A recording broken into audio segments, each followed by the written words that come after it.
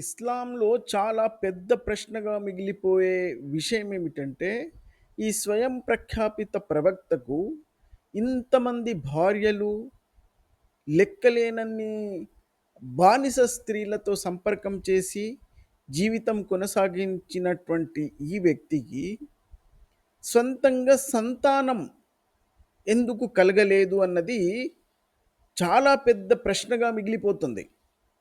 ఖతీజా మొట్టమొదట భార్య తన యొక్క 25 సంవత్సరాల వయసులో ప్రవక్ ప్రవాచకత్వం లభించక ముందు చేసుకున్నటువంటి ఆ వివాహంలో ఫాతిమా లాంటి కూతురు చరిత్రలో కనిపిస్తుంది. ఆ ఫాతిమా అన్న ఆ కూతురు మాత్రమే ఆ ప్రవక్త ముహమ్మద్ బ్రతికి ఉన్నంత కాలం జీవించి ఉన్నట్టుగా చరిత్రలో లిఖించబడి ఉంది. కానీ దాని తర్వాత ఆయన చేసుకున్నటువంటి దాదాపు 17, 18 వివాహాలు, లెక్కలేనన్ని బానిస స్త్రీలు ఉన్నప్పటికిని వారికెందుకు సంతానం కలగలేదు?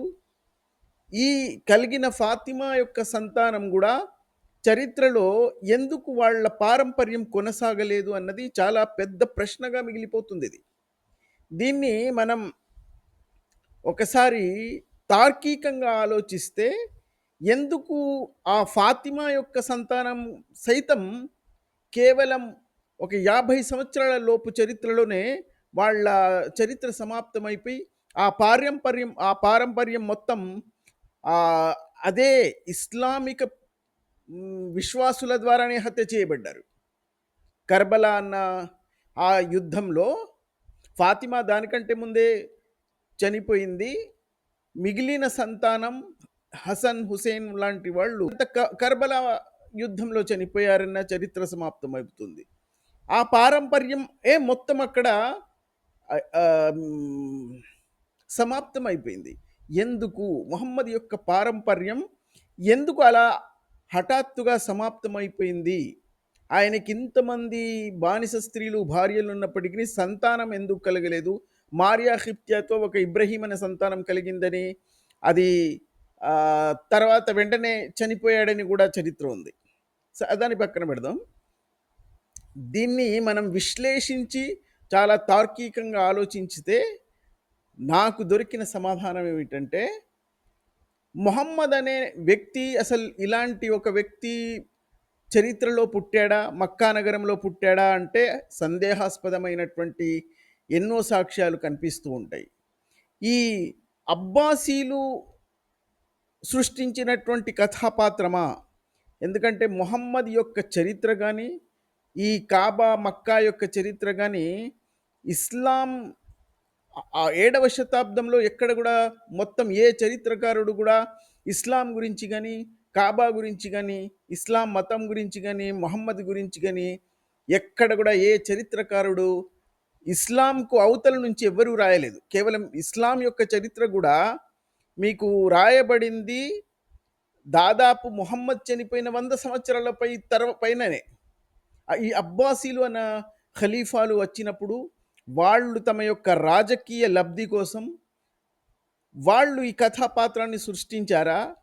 మరి ఈ కథాపాత్రాన్ని సృష్టించి సంతానాన్ని ఎందుకు అలాగా సమాప్తం చేశారు అంటే, బహుశా ఒకవేళ మొహమ్మద్ యొక్క సంతానం బ్రతికి ఉన్నట్టుగా చూపిస్తే ఈ అబ్బాసీలకే ప్రమాదమని వాళ్ళు కనిపెట్టారా? ఎందుకంటే ఒకవేళ అబ్బాసీలు రాజ్యం ఏలుతున్నారు, వాళ్ళు ఖలీఫాలుగా కీర్తి పొందుతున్న సందర్భంలో ఒకవేళ మొహమ్మద్ యొక్క సంతానాన్ని అలాగే ఉంచేసి వీళ్ళు ఖలీఫాలుగా మిగలడానికి అవకాశం ఉండదు. అప్పుడు కాబట్టి మొహమ్మద్‌కు అసలు సంతానమే లేదు అని వాళ్ళు అలా సృష్టించారా? లేదా ఒకవేళ ఏదైనా వ్యక్తిని మొహమ్మద్ సంతానంగా చిత్రీకరించి తీసుకొచ్చినా గూడా ఈ అబ్బాసీలకు ప్రమాదమే.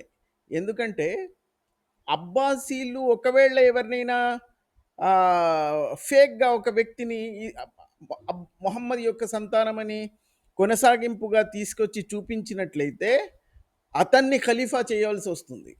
కాబట్టి ఏ విధంగానూ ఈ మొహమ్మద్ యొక్క పారంపర్యం కొనసాగినట్లయితే ఈ అబ్బాసీలకు ప్రమాదం గాబట్టి, వాళ్ళ ఉనికికే ప్రమాదం గాబట్టి, ఈ మొహమ్మద్ అనే కథాపాత్రం యొక్క పారంపర్యాన్ని అక్కడే సమాప్తం చేసేసి, కేవలం ఆ భావజాలాన్ని మాత్రమే ఆధారం తీసుకొని, దాన్ని తీసుకొని తము ఈ అబ్బాసీలు రాజ్యమేలారేమో, అందుకే వాళ్ళు ఆ కథాపాత్రకు సంతానం లేకుండా, ఉన్న సంతానం యొక్క పారంపర్యం కొనసాగలేదని వాళ్ళు హత్య చేయబడ్డారని చరిత్ర సృష్టించారా అన్న సందేహం నాకొస్తుంది. మరి దీనిపై మీ యొక్క ప్రతిస్పందన ఏమిటి? మీరు దీని గురించి నా యొక్క ఈ ఆలోచన నుంచి మీరు ఏకీభవిస్తారా? లేదా మీకు వేరే ఏదైనా ఆలోచనలు వస్తున్నాయా అన్నది ఈ వీడియో తర్వాత మీరు కామెంట్‌లో తెలియజేయండి.